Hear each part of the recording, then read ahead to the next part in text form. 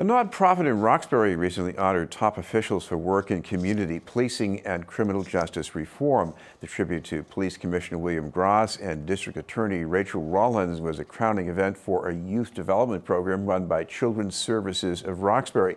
The aim of the program was to encourage leadership and engagement of young people, as well as dialogue with police. To tell us about the effort is the agency's president and CEO, Sandra McCroom. Thank you much for being with us, Sandra. Oh, thank you so much for having me. Sandra, you're not just part of a social services agency, but you actually have a background in criminal justice reform, don't you? I do. I served as the Undersecretary of Criminal Justice in the Patrick administration, and I oversaw the Department of Corrections, Parole, and the Sex Offender Registry Board.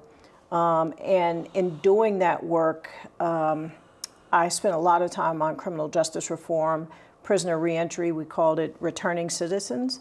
And I think both my public and my private sector work really prepared me as CEO of Children's Services. Well, now you're in a different realm with Children's Services. For people who are not familiar with the agency, tell us a little bit about what you do there. Sure. Children's Services of Roxbury is nearly 50 years old. And we were founded because Reverend and Justina Richardson, who are founders and longtime matriarchs and patriarchs of Boston, wanted to have an agency that really catered to the communities of color, because they knew so many children were in our foster care system and didn't have foster parents that looked like them.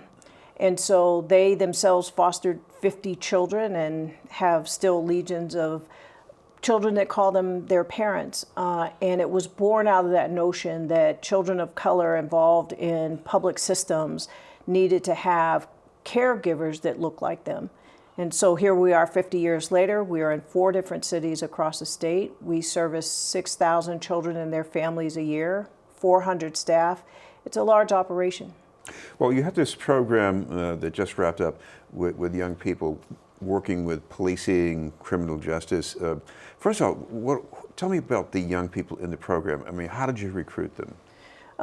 We have staff that work in 16 different schools around the city, and so some of those children are identified as being good candidates for our Youth Police in Partnership program. And that program really does leadership development.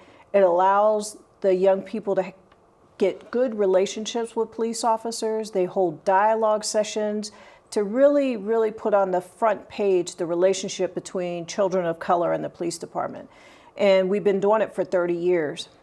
Well, did you go to any of those sessions and hear what was going on in any of the dialogue? Absolutely. And they'll pick issues around what is community policing and why is it important, something as sort of softball, if you will, as that. But then they get into the real relationships, why, children of color often feel targeted. They often feel misunderstood, and they're able, through their relationship with the Boston Police Department and also transit police, to have those conversations and really sort of break down the barriers that exist between young people and police. We always hear these stories about things that really bad cops do. I guess there's some out there like that, but what about regular cops, things that they don't get right away, probably don't understand unless a teenager maybe tells them something? Yeah, those conversations happen, and we always hear about the bad things. Even last week, there was an officer suspended for accusations of really poor behavior. And at McDonald's in Hyde Park, if I'm not mistaken. That is correct. Right. The McDonald's in Hyde Park, there were, I won't repeat it, but derogatory slang used, and I was so impressed that the commissioner and DA Rollins went to the school to have a direct conversation. And I think all of those conversations are important. So our young people with this relationship are able to bring up things to the police that, and vice versa, that I think have to be talked about, whether it's how young people are perceived, how the police are perceived, and how to talk to one another. Okay. This is BNN News. We're talking with Sandra McCroom from Children's Services of Roxbury. Sandra, I also wonder what the police officers taking part in this program get out of it. Anything that you were able to take back from that? Yeah, I think they have more respect for our young people. They understand that young people have a voice, and they're listening to young people. And I also know that young people have articulated. In fact, we honored one of our peer leaders on Friday night at the event where we honored the DA and the commissioner. And in her remarks, Miss Lakeisha, in her remarks, she talked about the fact that she didn't have a lot of dealings with the police. She didn't really want to have dealings with the police. She was in our program for 3 years, and she talked about coming away with more understanding of the responsibility police officers have. So it is that alone, if you change the mind and life of one police officer or one child, it makes a difference. Of course, the best police officers are problem solvers. Did young people get a sense of how that can develop? Maybe these young people themselves going into law enforcement? Yeah, in fact, we have several graduates of our program who are now police officers. And I think that is absolutely a result of the program. And yeah, absolutely. Our young people are able to spend time with new recruits. They speak with them, they have dialogues with them. And so yeah, I think the dynamic changes one person, one officer, one young person at a time.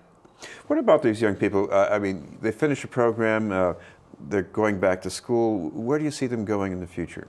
Well, I think the whole trajectory of their future changes because we work with them on the importance of school and the importance of being able to explore different career opportunities. In the summertime, we have what is called the City Heroes program.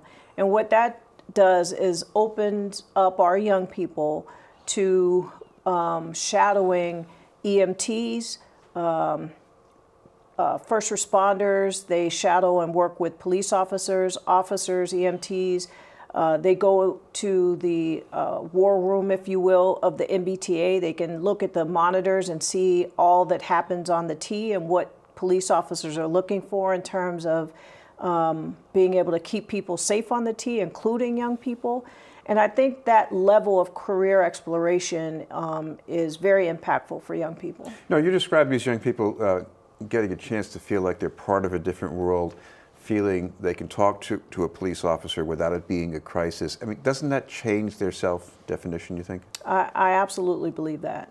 I think that the work that is happening at Children's Services, and particularly this youth development program, is instrumental in shifting the narrative between communities of color and the police department. Thank you very much. We should mention, Sandra, you've got a website, so if people want to find out some more information, they can go find something? Yes. Our website is www.csrox.org. Thank you very much. Thank you very much. Sandra McCroom from Children's Services of Roxbury.